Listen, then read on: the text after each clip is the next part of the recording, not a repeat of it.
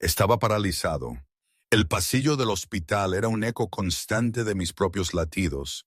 Cada sonido, cada paso de enfermera, cada zumbido lejano, se clavaba en mis tímpanos como agujas. Mis manos, por Dios, cómo me temblaban. Ni siquiera me daba cuenta de lo fuerte que las apretaba contra mis rodillas, pero sabía que estaban ahí, apretadas, blancas, inútiles. Tenía la vista fija en la puerta de la sala de examen, esa puerta que guardaba el infierno o, con suerte, el cielo. Si los resultados eran malos, no tenía ni la menor idea de quién cuidaría de Ana, mi hija. El miedo me estaba consumiendo vivo. Era un pozo sin fondo dentro de mi estómago que subía y me ahogaba. Y entonces, en medio de ese abismo personal, ella apareció. Bueno, apareció sentada. Una mujer, vestida con un abrigo carísimo, pulcra, con una frialdad que irradiaba de su sola presencia. Parecía importante, de esas personas que uno solo ve en las revistas. Se sentó a mi lado, y por un momento solo hubo el silencio denso y pesado de la sala de espera. Luego, su voz se me grabó a fuego. Quebrada, casi un susurro, se inclinó hacia mí, tan cerca que pude oler su perfume. Por favor, me dijo, pretende que eres mi esposo. Me giré, mirándola a la cara. Una completa extraña. Sus ojos, antes tan fríos, ahora tenían una desesperación que me heló la sangre. ¿Por qué una CEO poderosa, una mujer que emanaba éxito, le suplicaría algo así a un don nadie como yo? ¿Por qué aquí, en la sección de oncología del Hospital Universitario Gregorio Marañón? Recuerdo que llevaba más de 2 horas esperando. La silla de plástico era dura, ya me dolían los huesos de la espalda, y el olor aséptico del desinfectante me llenaba los pulmones con cada respiración. Tenía 35 años. Era mecánico en un pequeño taller en Móstoles, en las afueras de Madrid, y nunca en mi vida me había sentido tan solo. Hace 3 años, mi esposa, la madre de Ana, se llamaba Laura. Murió en un accidente de coche. Dejó un vacío inmenso y a mí, a cargo de nuestra hija, que era tan solo una renacuaja de 3 años en ese entonces. Ahora estaba esperando saber si tenía cáncer de pulmón. Si la biopsia daba positivo, Ana, mi pequeña, no tendría a nadie. Era un pensamiento que me destrozaba. Una tortura. Saqué mi teléfono del bolsillo, el móvil, ese pedazo de plástico que era mi única ventana a un tiempo mejor, y fui a mi foto favorita. Ana, 6 años, pelo rubio, revuelto y enmarañado como un nido de pájaros, abrazando a su osito de peluche con una sonrisa tan amplia que me oprimía el pecho. Ella lo era todo, la única razón por la que me levantaba por las mañanas, la única razón por la que seguía adelante. Mis padres, ellos ya no estaban. Mi hermano vivía a cientos de kilómetros y apenas nos hablábamos. No tenía una red de seguridad. Si algo me pasaba, Ana caería al vacío. Directo. Mis manos temblaban, lo recuerdo como si fuera ayer, y el teléfono se me resbaló. Cayó al suelo con un ruido que sonó demasiado fuerte en el silencio lúgubre de aquel pasillo. Antes de que pudiera agacharme, la mujer que acababa de sentarse a mi lado lo recogió. Ni siquiera la había visto acercarse. Ella miró brevemente la pantalla, la cara sonriente de Ana, mi rayo de sol, y luego me lo devolvió sin decir una palabra. Su expresión era indescifrable, pero algo brilló en sus ojos, algo casi como anhelo, como si deseara esa imagen, esa inocencia. Murmuré un gracias rápido y la estudié por un momento. Llevaba un abrigo hecho a medida que, sin duda, costaba más que el alquiler de mi piso por varios meses. Su postura era rígida, controlada, como la de alguien acostumbrado a ser el centro de atención. Todo en ella gritaba dinero y poder, una autoridad innata. Sin embargo, estaba sentada aquí, en la sección de oncología, igual que yo, esperando resultados que podían cambiarlo todo. Su nombre era María Alonso, aunque yo aún no lo sabía. Era la CEO de Alonso Propiedades, una de las firmas inmobiliarias más grandes del país. Durante la última década, se había forjado una reputación de ser intocable, fría, invencible. Nadie de su consejo sabía que estaba allí hoy. Nadie sabía del bulto que había encontrado en su pecho 3 semanas antes, o del terror que la había mantenido despierta todas las noches desde entonces. Había venido sola porque no tenía a nadie a quien traer, ni familia, ni pareja. Solo un imperio que había construido con sus propias manos y un cuerpo que quizás se estaba volviendo contra ella. La sección de oncología estaba en un silencio casi absoluto, salvo por el ocasional arrastrar de pies de las enfermeras y el zumbido distante de las máquinas. Yo miraba fijamente la puerta de la sala de examen, deseando que se abriera, deseando que alguien saliera y me dijera que no era nada, solo un susto. Vete a casa con tu hija. Eso era lo único que quería escuchar. Pero la puerta permanecía cerrada y los minutos se estiraban como horas. María estaba sentada a 3 sillas de distancia con el teléfono apagado en su regazo. No estaba navegando por internet, ni escribiendo, ni haciendo ninguna de las cosas que los ejecutivos ocupados hacían para llenar el tiempo. Solo estaba sentada, perfectamente quieta, como una estatua tallada en hielo. Pero sus manos estaban apretadas con tanta fuerza que sus nudillos se habían puesto blancos. Lo noté, una tensión que no sabía que alguien pudiera ocultar también. Entonces, las puertas del ascensor se abrieron y todo cambió.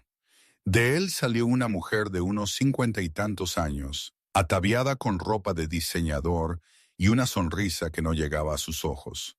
Su esposo la seguía, con una expresión de aburrimiento. Claramente se dirigían al ala VIP, en el piso de arriba, pero la mujer se detuvo al ver a María. Su sonrisa se afiló, volviéndose algo depredador. Patricia Robles, miembros del Consejo de Administración de Alonso Propiedades, lideraba una facción que llevaba años intentando expulsar a María. Creía que una empresa debía ser dirigida por alguien estable, con raíces, con familia, no por una mujer soltera que trabajaba 18 horas al día y nunca había mostrado un atisbo de vulnerabilidad en su vida. Patricia se acercó con la confianza casual de quien sabe que lleva las de ganar. Miró a su alrededor en la sección de oncología, luego de vuelta a María, y su voz destilaba falsa preocupación. María querida, ¿qué haces aquí? Sola. Inclinó la cabeza, sus ojos buscando debilidad. ¿Dónde está tu esposo? María en ese momento estaba intentando recordar si me había presentado como Daniel o Carlos, siempre tan distraído con mis propios miedos que olvidaba los detalles más mundanos. Su mandíbula se tensó casi imperceptiblemente. Ella sabía exactamente lo que Patricia estaba haciendo. Si se corría la voz en el consejo de que estaba enferma y no tenía a nadie que la apoyara, lo usarían en su contra. La fusión con la firma de Nueva York estaba a semanas de cerrarse. Cualquier signo de inestabilidad podría destruir todo por lo que había trabajado. Patricia continuó, su tono empalagosamente dulce. Ah, claro, se me olvidaba. Todavía estás soltera, ¿no? Pobrecita, debe ser tan difícil pasar por algo así sin nadie a tu lado. María sintió que las paredes se cerraban a su alrededor. Había pasado toda su carrera asegurándose de que nadie la viera sudar, y ahora Patricia la observaba como un halcón sobre su presa herida. Necesitaba decir algo. Necesitaba parar aquello, pero su mente estaba en blanco, y el miedo que había estado reprimiendo toda la mañana comenzaba a arañarle la garganta. Entonces miró a su izquierda y me vio. Carlos, el hombre al que se le había caído el teléfono, el hombre con la foto de la niña pequeña y los ojos cansados y las manos que no dejaban de temblar. Yo era un don nadie, un desconocido, pero en ese momento era lo único que se interponía entre ella y la exposición total. Antes de que pudiera pensarlo bien, María se movió. Cruzó las 3 sillas que nos separaban y se sentó justo a mi lado. Su mano encontró mis dedos, entrelazándose como si lo hubiéramos hecho 1000 veces. Levantó la vista hacia Patricia con una sonrisa que podría haber congelado el fuego. Mi esposo está justo aquí, Patricia. Me quedé rígido, mi cerebro en cortocircuito, tratando de procesar lo que estaba sucediendo. Esta mujer que nunca había visto en mi vida me estaba tomando de la mano y llamándome su esposo delante de una señora rica que parecía que desayunaba gente. Debería haberme retirado, debería haber dicho algo, pero entonces la miré a los ojos y detrás del hielo lo vi. Desesperación, miedo. El mismo terror que yo había estado sintiendo toda la mañana se reflejaba en sus ojos como en un espejo. La sonrisa de Patricia flaqueó. Me miró de arriba abajo, examinando mi chaqueta gastada y mis manos callosas. Nunca lo he visto en ningún evento de la empresa. María no perdió el ritmo. Prefiere mantenerse alejado de los focos. Me apoya entre bastidores. No todo el mundo necesita estar en primera línea, Patricia. Sentí cómo la presión de María en mi mano aumentaba ligeramente. Una súplica silenciosa. No sé por qué hice lo que hice a continuación. Quizás fue el miedo en sus ojos. Quizás fue el hecho de que yo sabía lo que se sentía al estar solo, aterrorizado y desesperado porque alguien, cualquiera, estuviera allí. Fuera cual fuera la razón, me acerqué más a María y coloqué mi otra mano en la parte baja de su espalda. Protector, natural, como si lo hubiera hecho 100 veces antes. Los ojos de Patricia se estrecharon, pero no pudo encontrar ninguna grieta en nuestra armadura. Le respondí a sus preguntas con fácil confianza, dando respuestas vagas sobre trabajar con las manos y preferir una vida tranquila. Incluso sonreí, una sonrisa pequeña y cansada que me hacía parecer exactamente lo que María había afirmado. Un esposo que la apoyaba y no necesitaba el protagonismo. Después de unas cuantas preguntas más que no llevaron a ninguna parte, Patricia finalmente se retiró. Nos lanzó una última mirada. La sospecha aún persistía en sus ojos. Luego se dirigió al ascensor con su esposo a cuestas. En el momento en que las puertas se cerraron tras ella, María soltó mi mano. «Gracias», susurró. Su voz era apenas audible. «Lo siento mucho. No sé qué me pasó». La miré, realmente la miré, sin la armadura de su postura perfecta y su ropa cara. Parecía más pequeña de alguna manera, más humana. Reconocí el agotamiento en su rostro porque lo veía en el espejo todas las mañanas. «Tú también estás esperando resultados», dije. No fue una pregunta. María asintió lentamente. Por primera vez en más tiempo del que podía recordar, no se sintió completamente sola. Este extraño, este mecánico con la foto de su hija y los ojos amables, acababa de salvarla sin pedir nada a cambio. Ni siquiera sabía mi nombre. «Soy María», dijo en voz baja. «Carlos», respondí. Nos sentamos allí en silencio, dos extraños unidos por una mentira y un miedo compartido que ninguno de nosotros podía nombrar en voz alta. Fuera, la ciudad zumbaba con vida.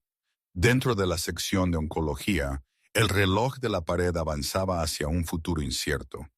1 hora después de que Patricia se fuera, una enfermera nos llamó a ambos, Carlos Navarro y María Alonso. Nos miramos sorprendidos al darnos cuenta de que habíamos estado esperando al mismo médico. Seguimos a la enfermera por un largo pasillo hasta una sala de consulta donde el doctor Morales, un hombre de unos 50 años con aspecto cansado, nos dio noticias que ninguno de los dos quería escuchar. Las biopsias iniciales no eran concluyentes. Ambos necesitaríamos pruebas adicionales.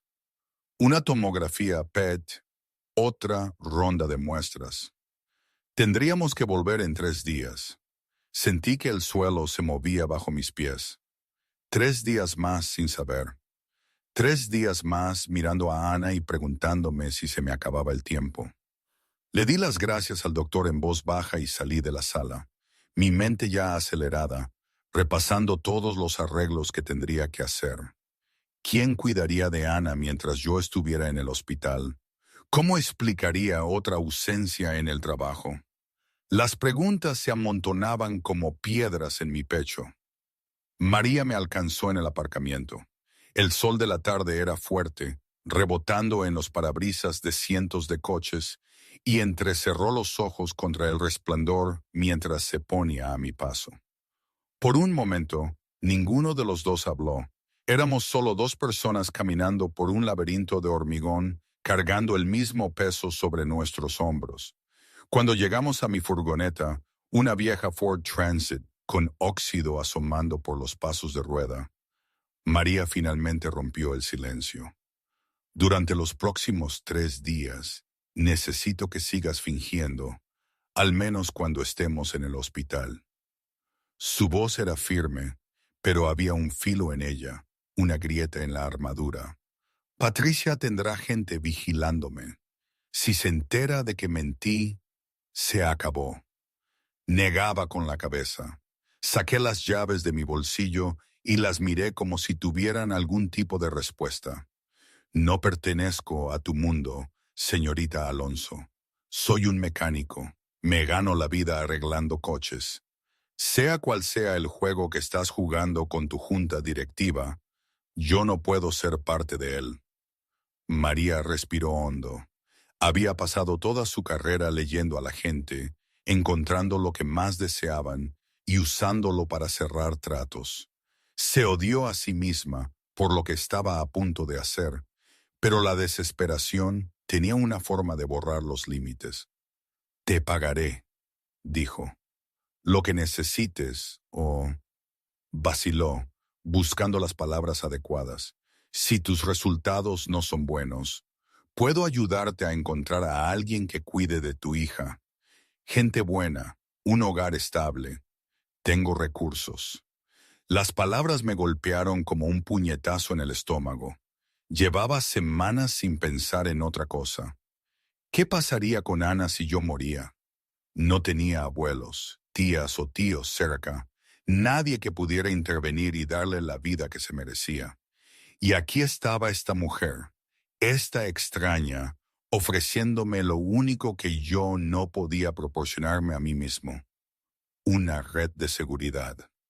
Me quedé allí un largo momento, las llaves clavándose en la palma de mi mano. Cada instinto me decía que me fuera. Ese no era mi problema. Esta mujer y sus guerras corporativas no tenían nada que ver conmigo. Pero luego pensé en Ana, en su risa y sus dibujos, y en la forma en que todavía le hablaba a la foto de su madre cada noche antes de dormir. Si había alguna posibilidad de que María pudiera ayudar a protegerla, ¿cómo podría decir que no? 3 días, dije finalmente. Mi voz era plana, resignada. Eso es todo. María asintió. Algo en su pecho se aflojó apenas una fracción. 3 días. El primer día se sintió como caminar por un campo de minas. María había organizado que nos encontráramos en el hospital por la mañana para firmar el papeleo del seguro. Estaba usando el plan de cobertura de su familia, que requería la firma del cónyuge en ciertos formularios. Yo me presenté con unos vaqueros limpios y una camisa con botones que parecía haber sido planchada por primera vez en años. Me sentí fuera de lugar en el momento en que crucé las puertas automáticas del hospital. Era un mundo ajeno, brillante y frío. Nos sentamos en la cafetería del hospital después de que el papeleo estuvo listo, esperando la siguiente cita de María. El silencio entre nosotros era incómodo, lleno de todas las cosas que no sabíamos el uno del otro. Yo miraba mi taza de café, dándole vueltas lentamente en mis manos, mientras María revisaba su teléfono en busca de correos electrónicos que, honestamente, no importaban. «Háblame de tu hija», dijo María de repente. No estaba segura de por qué lo preguntó. Quizás solo necesitaba algo para llenar el silencio. Quizás estaba cansada de fingir que no le importaba. Levanté la vista, sorprendido. Por un momento, parecí sopesar si responder o no. Luego, algo en mi expresión se suavizó y empecé a hablar. Le conté sobre la obsesión de Ana por dibujar, cómo llenaba cuaderno tras cuaderno con imágenes de animales, casas y mundos imaginarios. Le conté sobre la luz nocturna en forma de estrella, sin la que Ana no podía dormir porque todavía le tenía miedo a la oscuridad. Le conté sobre la noche en que Ana me había preguntado si mamá nos estaba viendo desde las estrellas y cómo yo apenas había llegado al baño antes de que me pusiera a llorar. María escuchó sin interrumpir. Había pasado tantos años rodeada de gente que solo hablaba de dinero, poder y estrategia. Había olvidado lo que se sentía al escuchar a alguien hablar de algo real, algo que importaba de verdad. Para cuando terminé, se dio cuenta de que estaba celosa. No de mis circunstancias. Dios sabe que no cambiaría de lugar conmigo, pero sí del amor. El amor simple y abrumador que yo sentía por mi hija. Ella nunca había sentido algo así en su vida. Un momento, aquí tengo que hacer una pausa, ¿vale? Esta situación era de locos, ¿eh? Quiero decir, ponte en mi lugar. Un tío normal y corriente, un mecánico, de repente metido en esta historia de espías corporativos y mentiras en un hospital, y todo por mi hija. Es que era como si de repente mi vida se hubiera convertido en una película mala. María, con todo su poder y su dinero, tan lejos de mi mundo y a la vez tan cerca en ese pasillo, asustada, vulnerable. Me preguntaba cómo alguien podía llevar una vida tan de fachada. Realmente era la única manera de sobrevivir en su mundo. En el mío, si dices una mentira, se te vuelve en contra. Si no eres honesto, la gente te da la espalda. Pero en el suyo parecía ser la norma, la única forma de jugar. ¿Es que la gente con dinero y poder no puede ser de verdad? ¿O es que el poder mismo te obliga a ser alguien que no eres? Me daba un poco de vértigo pensarlo. Era demasiado para mi cabeza de mecánico. En fin, volvamos a lo nuestro. El segundo día fue más difícil. Patricia apareció de nuevo en el hospital, esta vez con su asistente. Afirmó que estaba allí para un chequeo rutinario, pero María sabía la verdad. Patricia estaba buscando pruebas, buscando cualquier grieta en la historia que María le había contado. En el momento en que nos vio a María y a mí en el vestíbulo, se dirigió directamente hacia nosotros. Vi a Patricia venir y reaccioné por instinto. Le tomé la mano a María, entrelazando nuestros dedos como habíamos hecho antes. María se inclinó ligeramente hacia mí, su hombro rozando mi brazo. Parecíamos una pareja cualquiera esperando una cita. Cómodos, familiares. Patricia nos rodeó como un tiburón, haciendo preguntas capciosas sobre cómo nos habíamos conocido y dónde vivíamos y por qué yo nunca iba a los eventos de la empresa. Respondí con calma, ciñéndome a la historia vaga que habíamos ensayado. Trabajaba con las manos, valoraba mi privacidad, apoyaba a mi esposa desde las sombras. Desde la perspectiva de Patricia, la situación era irritante. María Alonso, tan intocable, tan perfecta en su torre de marfil, ahora parecía tener una vida personal. Mi esposo, Patricia, había dicho, por favor, un hombre con esa ropa, esas manos de trabajador, Un don nadie al que María había escondido toda su vida. No se lo creía ni por un segundo, pero no podía encontrar el fallo. Observaba cómo se tomaban de la mano, la forma en que él la miraba. Parecía genuino. ¿Sería posible que Alonso hubiera estado guardándose un secreto tan grande? Aquello no cuadraba con la imagen que tenía de ella. Patricia, para sus adentros, se sentía como si estuviera perdiendo el control de la narrativa de María. Un cabo suelto, un detalle insignificante, podría ser la clave, pero él, Carlos, no daba pie con bola. Demasiado tranquilo para ser un impostor, pensó. Era desesperante. Después de 20 minutos de interrogatorio, Patricia finalmente se rindió y se fue. Pero el daño estaba hecho. La siguiente cita de María no era hasta dentro de 2 horas, y no podían arriesgarse a ser vistos por separado. Así que caminamos hasta un pequeño restaurante a pocas manzanas del hospital y nos sentamos a almorzar como un verdadero matrimonio. El restaurante estaba tranquilo, medio vacío en la pausa entre el almuerzo y la cena. María pidió una ensalada que no tocó. Yo pedí un bocadillo y comí mecánicamente, mi mente en otra parte. Por un rato nos quedamos sentados allí, dos extraños fingiendo ser algo que no éramos. Luego, María hizo una pregunta que nos sorprendió a ambos. ¿No tienes miedo de morir? Dejé mi bocadillo. La miré por un largo momento, mis ojos cansados y distantes. Aterrorizado, admití. Pero tengo más miedo de que Ana se quede huérfana que de la muerte en sí. Si yo muero, ella no tiene a nadie. Eso es lo que me quita el sueño. No el cáncer, no el dolor, solo la idea de que se quede sola. María no dijo nada, no pudo. Mis palabras habían abierto algo dentro de ella, una puerta que había mantenido cerrada con llave durante años. Se dio cuenta, sentada en ese restaurante medio vacío, de que no tenía a nadie que la echara de menos si moría, a nadie que se desvelara por la noche preocupado por ella. Había construido un imperio, pero lo había construido sola. Y por primera vez en su vida se preguntó si había valido la pena. El tercer día llegó más rápido de lo que ambos esperábamos. Nos encontramos en el hospital temprano por la mañana, ambos más callados de lo normal.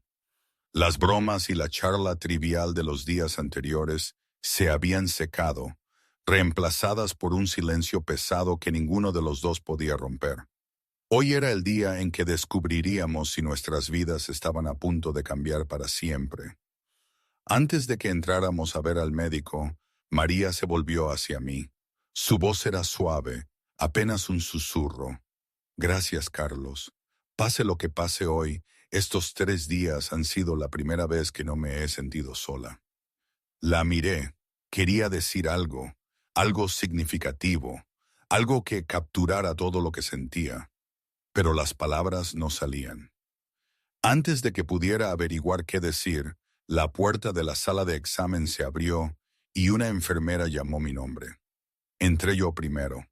Me senté frente al Dr. Morales y escuché cómo el doctor explicaba los resultados de mi tomografía PET y la biopsia adicional. El tumor en mi pulmón era benigno, no era cáncer, solo un crecimiento que podría ser monitoreado con el tiempo. Iba a estar bien. El alivio me golpeó con tanta fuerza que casi me caigo de la silla. Me llevé las manos a la cara y respiré temblorosamente, tratando de recomponerme. Iba a vivir. Iba a ver a Ana crecer. Iba a estar allí para su primer día de instituto, su primer desengaño amoroso, su graduación. Todos los futuros que había tenido demasiado miedo de imaginar, de repente se extendían ante mí como un camino sin fin. Cuando salí de la sala de examen, María estaba esperando. Vio la expresión de mi rostro y lo supo de inmediato. Una pequeña sonrisa cruzó sus labios, genuina y cálida. Buenas noticias. Asentí. Todavía no podía hablar. Las emociones seguían demasiado a flor de piel, demasiado cerca de la superficie. Luego fue que el turno de María. Se levantó, se alisó el abrigo y entró en la sala de examen con los hombros cuadrados y la barbilla alta. La puerta se cerró detrás de ella y yo esperé. 20 minutos después, salió. Su cara estaba pálida, su expresión cuidadosamente en blanco, pero pude verlo en sus ojos. Las noticias no habían sido buenas. Maligno, dijo en voz baja. Etapa 1. Lo detectaron temprano, pero necesitaré cirugía y tratamiento después. No pensé, simplemente actué. Crucé el espacio entre nosotros y le tomé la mano de la misma manera que ella había tomado la mía 3 días antes. Esta vez no era para la galería. Esta vez era real. María miró nuestras manos unidas y por un momento se permitió sentirlo. La calidez de mi piel contra la suya, la firmeza de mi agarre. Había pasado toda su vida negándose a necesitar a nadie. Y ahora allí estaba, agarrándose a un extraño como si yo fuera lo único que la mantenía a flote. Entonces, su teléfono sonó. Lo sacó del bolsillo y respondió sin pensar. La voz al otro lado era brillante y alegre, completamente ajena al peso del momento. Era su asistente, llamando con noticias sobre la fusión. Señorita Alonso, la fusión ha sido aprobada. La Junta quedó impresionada por su sistema de apoyo familiar. La señorita Robles ya no pudo encontrar motivos para objetar. Felicidades. Escuché cada palabra. El teléfono estaba pegado al oído de María, pero en el silencio del pasillo del hospital, la voz de la asistente se escuchó claramente. Sistema de apoyo familiar. Las palabras resonaron en mi cabeza, adquiriendo un significado que no había considerado antes. Solté la mano de María y me aparté. Mi expresión había cambiado, endureciéndose en algo frío y distante. Felicidades, dije rotundamente. Tu trato salió bien. Los ojos de María se abrieron. Pude ver lo que estaba pensando. Pude ver las paredes levantándose detrás de sus ojos. Carlos, no entiendes, yo... Pero ya estaba negando con la cabeza. Entiendo perfectamente. Desde el principio, necesitabas un esposo falso para proteger tu carrera. Hice mi trabajo. Me di la vuelta y empecé a caminar hacia el ascensor. Mucha suerte con tu cirugía, señorita Alonso. María me llamó, pero no me detuve. No miré atrás. Las puertas del ascensor se abrieron, entré y luego desaparecí. ¿Qué habríais hecho vosotros en mi lugar? No sé, ni quería pensar en ello. Esa noche me senté en el suelo de la habitación de Ana, observándola dormir. Estaba acurrucada bajo su manta, con su osito de peluche debajo de la barbilla, su respiración suave y regular. La luz nocturna proyectaba un suave resplandor sobre su rostro, y sentí cómo mi corazón se abría de nuevo. Iba a vivir, iba a estar allí para ella. Eso era todo lo que importaba. Pero ahora había algo más. Un vacío en mi pecho que no tenía nada que ver con mi salud. No lo sé, no lo entendía. Seguía pensando en María, en la expresión de su rostro cuando recibió su diagnóstico, en cómo se había sentido su mano en la mía. Me había dicho a mí mismo que todo era falso, un arreglo de negocios, pero en algún punto del camino algo había cambiado y no sabía cómo revertirlo. Ana se movió en su sueño y abrió los ojos. Papi. Me incliné y le besé la frente. Vuelve a dormir, cariño. Pero Ana ya estaba sentada, frotándose los ojos.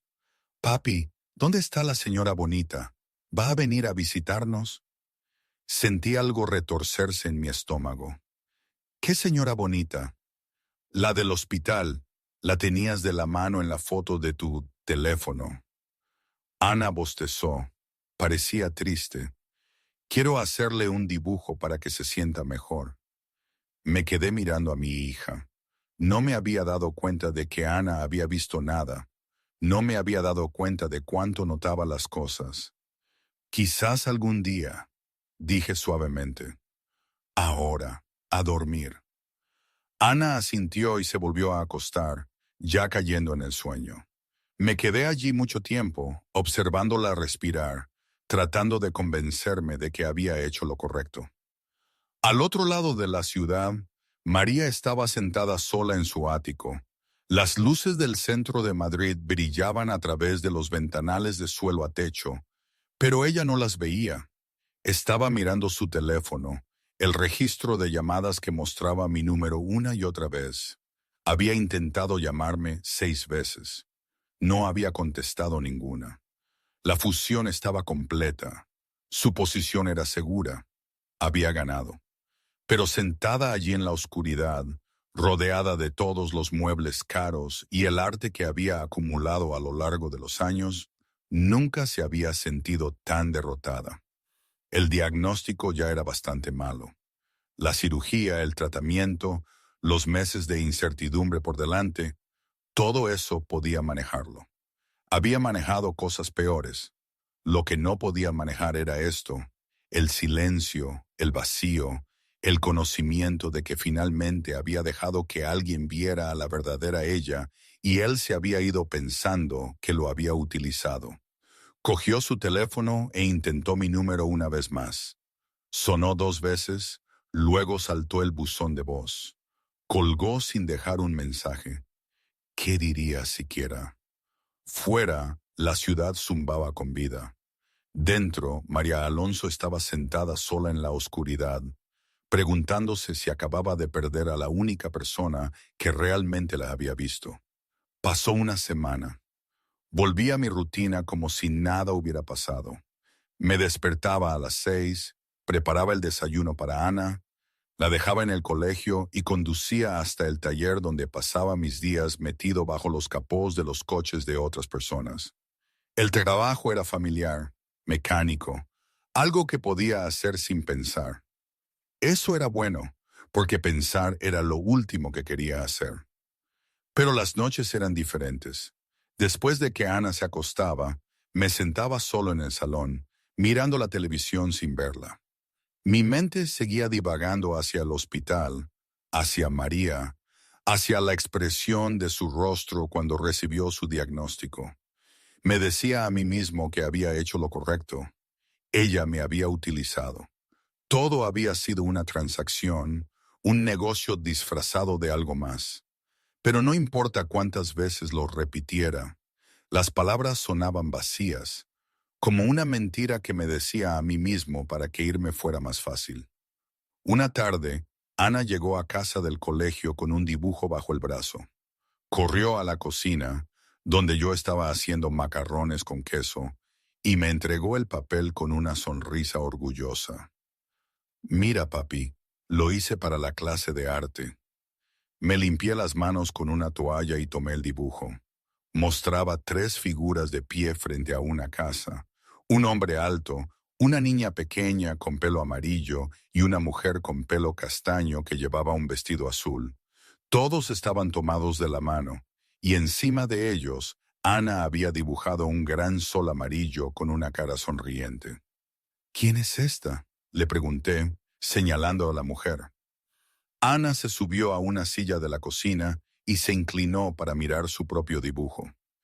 Esa es la amiga de papi, la señora bonita del hospital. Parecía triste, así que quería dibujarla feliz con nosotros. Me quedé mirando la foto.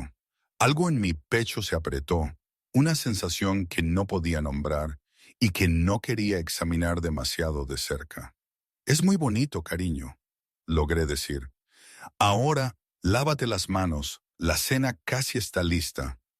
Esa noche, después de que Ana estuvo dormida, me senté a la mesa de la cocina con el dibujo frente a mí. Recorrí el contorno de la mujer con mi dedo, pensando en María, sola en su ático, enfrentándose a una cirugía sin nadie a su lado. Pensé en la forma en que había escuchado cuando le hablé de Ana. Realmente escuchó, como si lo que decía realmente importara.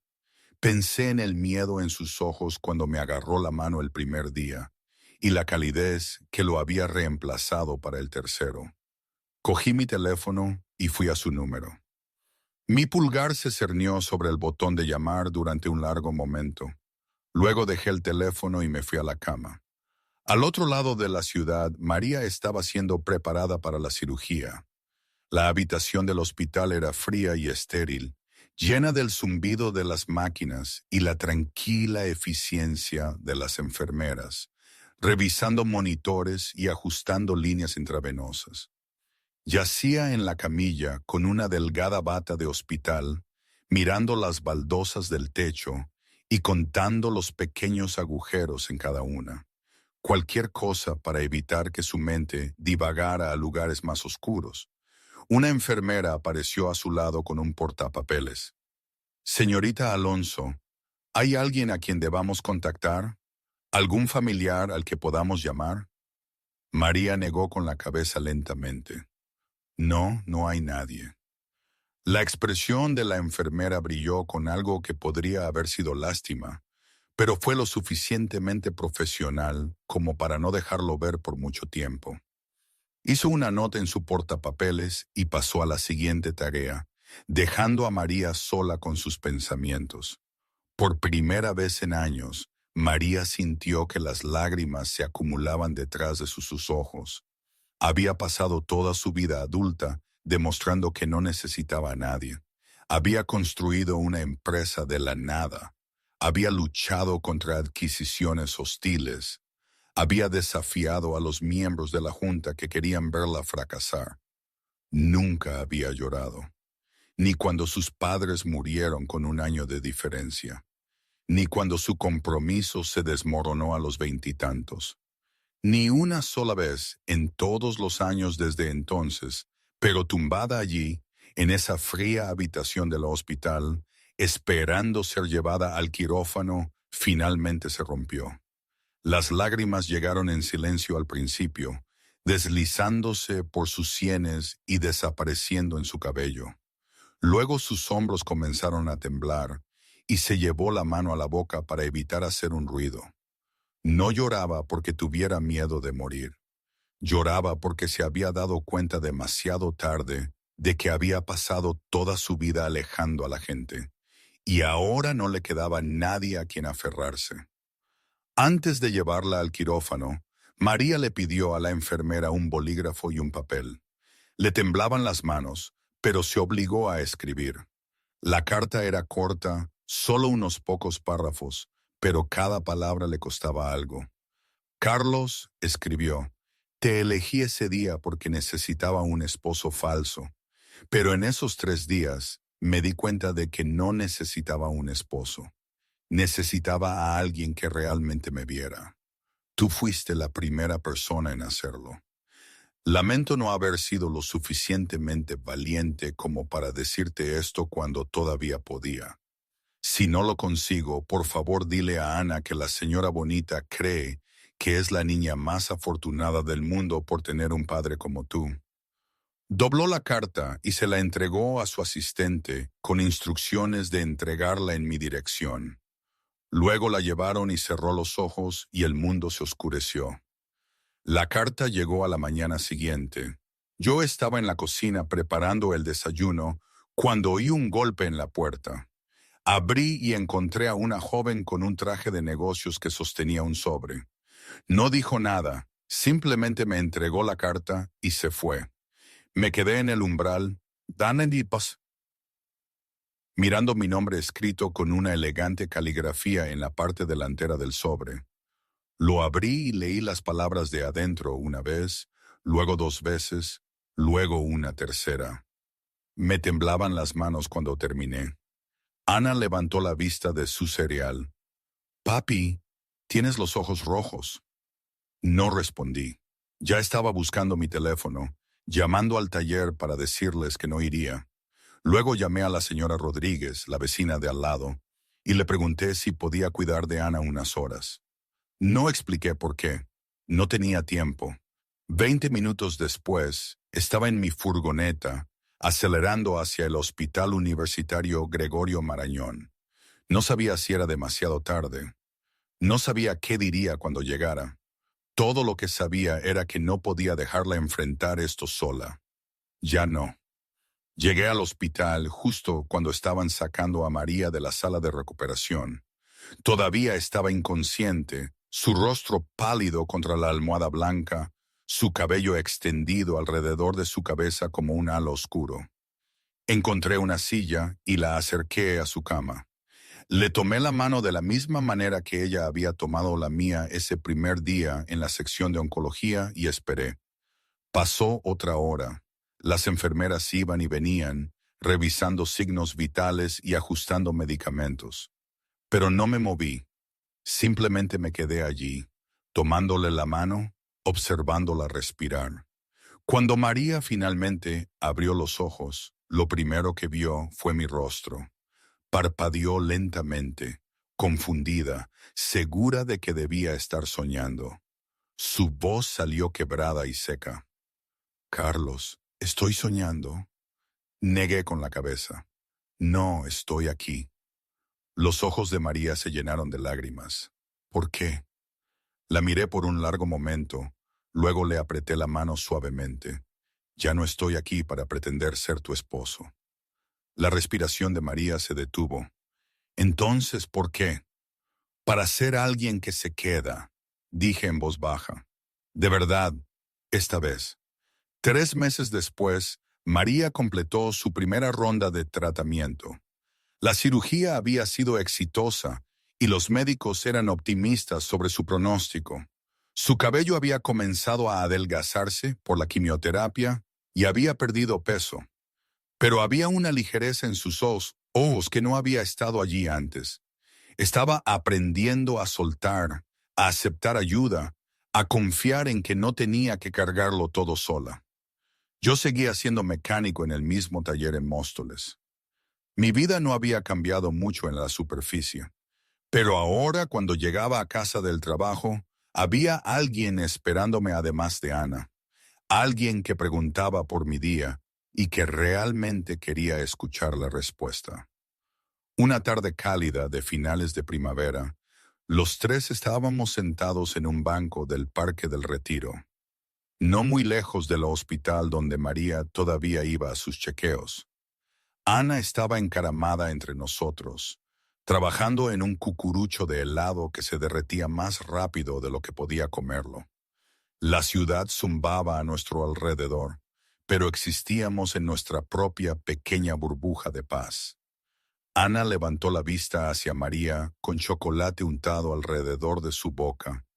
Señorita María, papi habla de ti todo el tiempo. Es muy molesto. Mi cara se puso roja. Ana. Pero María solo se rió. Era una risa real, sin reservas y libre, del tipo que no se había permitido en años. Ana sonrió y siguió hablando, ajena a la vergüenza de su padre.